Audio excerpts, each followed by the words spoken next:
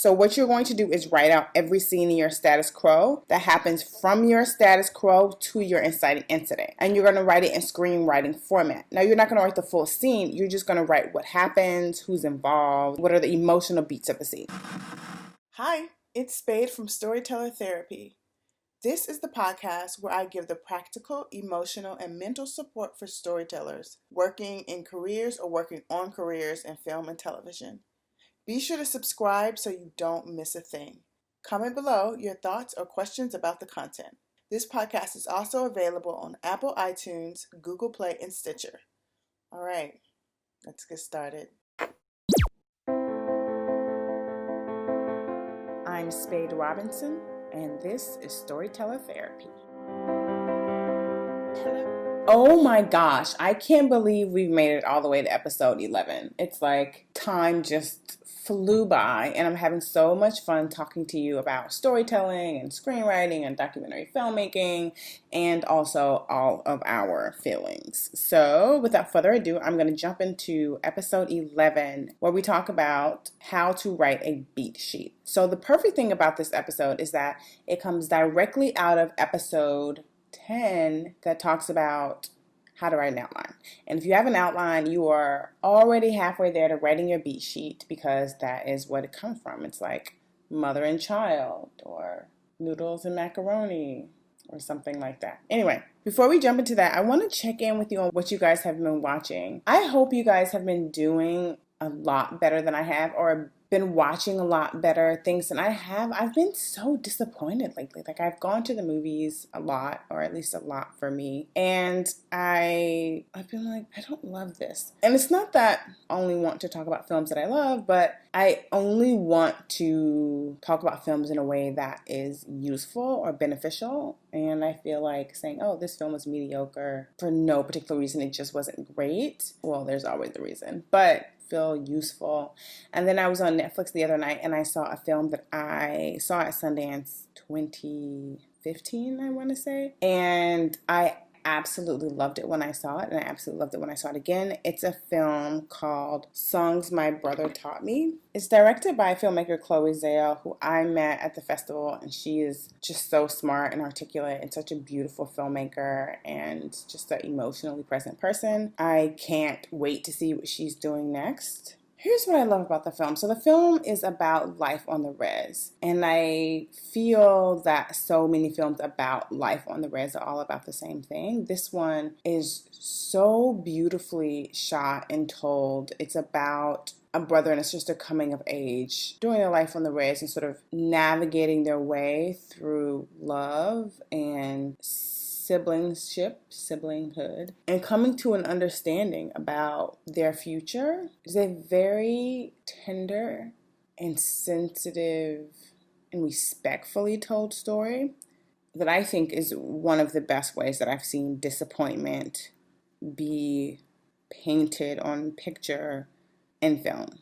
It has a lot of themes, but specifically, if you were to watch it, I would go back and point out the scenes or the sequences in which disappointment comes through and how it's depicted, how it's written, how quiet it is, how it creates our sort of coming of age or it creates a coming of age for people in the story, and out of that, who we're able to become. I always enjoy when a film is specific and universal in ways that are full. So it's fully specific about these kids growing up on the res. It is fully universal about coming of age and understanding love and heartbreak and possibilities. And they don't negate each other. Powerful movie. It's on Netflix, which means you have no excuse. So go watch it. I write beat sheets in a very specific way, and I have my clients write beat sheets in a very specific way. The purpose of the beat sheet is to go directly into pages. The way that I have it designed is so there is literally no excuse why you're not going directly into pages. Like, you can go into pages tomorrow, you can go into pages tonight, you can go into pages the second you finish. That is why it's structured this way. So let me explain how it's structured.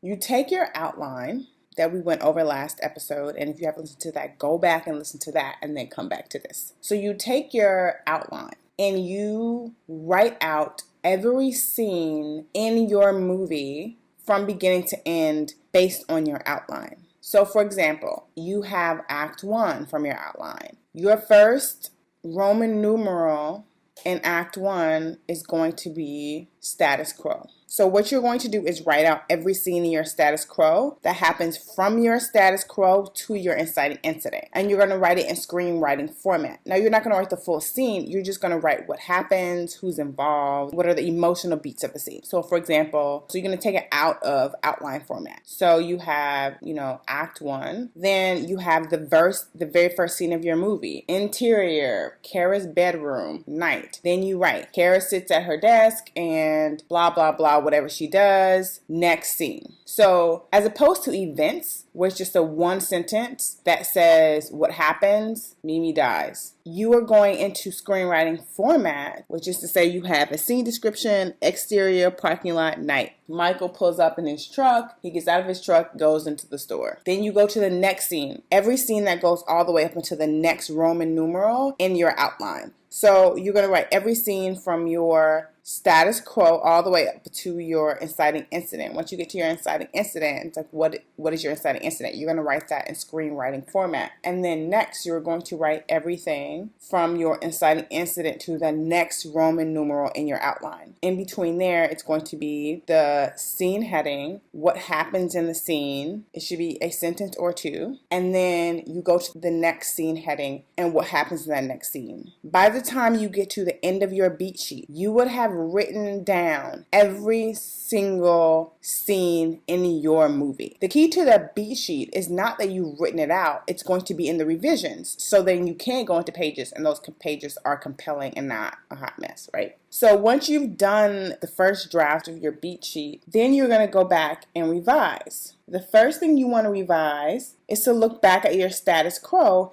and make sure that you have a character introduction scene, which we're going to meet our character somewhere between the status quo and the inciting incident. But we want to make sure that it's a strong enough scene to introduce our character. What should be in your character introduction should be something that is revealed about the character. Perhaps the character is alone. I always like a character introduction where the character is alone and you sort of see them in a way that you're probably not going to see them through the rest of the film. Or the character is interacting with another character or the world in a way that really reveals something about who they are that we as an audience need to know before the inciting incident happens. The inciting incident is something that jumpstarts the movie, which means their world is turned upside down in some kind of way, or something shifts in their lives or the lives of your character. And so in order for us to know as an audience how important that event is in their lives and why it's jumpstarting the drama of the movie, you introduce them in a way where we understand them. And we're like, oh, yes, I get that. The next thing you want to do is fact checking. So when you're actually writing in your pages, it can really slow the process down when you have to go back and say, did that really happen in World War II? Is that real? Is that really protocol for the police or whatever? Is that really a law? So you want to do that in your beat sheet so that when you start writing your pages, you can just go.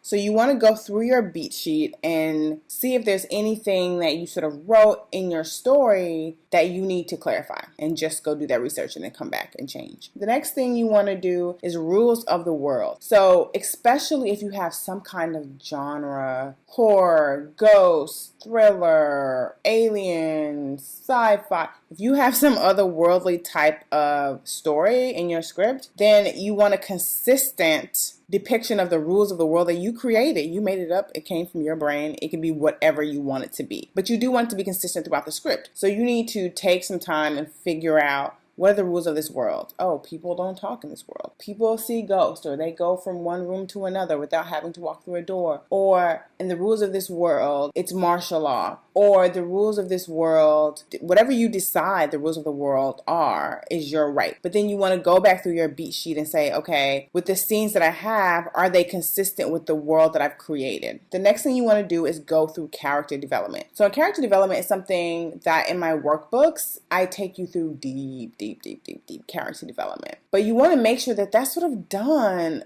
before you start writing pages, because what happens is we really get attached to our pages, and we really get attached to a scene, or the way that something is written, or the way that, the waterfall of a sequence happens. And when you take stuff out, you sort of unravel the thread of what you created. So the best thing to do is do your character development now. Go back and decide, what do these characters want? What are their needs? How do they interact with each other? What's most important to them? What's their backstory? What's their past? What are their hopes and dreams, desires, blah, blah, all of that. You want to sort of have that decided, at least for your main characters, at least, but, hopefully for more than that, so that once you go into your pages, you know these people super well. So if you haven't done that already, you want to do that at your beat sheet phase, so that when you go into your pages, it's not something you have to worry about. And literally, that's it. Writing your beat sheet is not very complicated, but it can be time consuming because you are writing every scene in your movie. I think of beat sheets as sort of the vegetables of screenwriting. You just have to do it. In order to make it more interesting and make it fun, you want to be as creative in those descriptions of what happens in the scenes as possible, because the more you are writing in screenwriting format, you're not just jotting down what happens, but you're writing with the descriptions that are colorful and all of that, the more ready and geared up you are going to be to go to pages, and the more interesting and fruitful I think the beat sheet experience will be. If you have any questions about writing a beat sheet, you always know that you can get in contact with me. I have information about how to get in contact with me in the show notes, so feel free to do that. And for your homework, I'm sure you can guess what that is. Write your beat sheet. All right, I'll see you next week. Again, you can send us a message. Just look us up on Facebook, Story Consulting Services, or go to facebook.com/Story Consulting Services, and then just send us a message through Messenger. That is all I have for today. But until next time, it's been real. Thank you for listening to this episode of Storyteller Therapy and Investing in You. Comment your thoughts or questions down below. Learn more about our labs, services, and support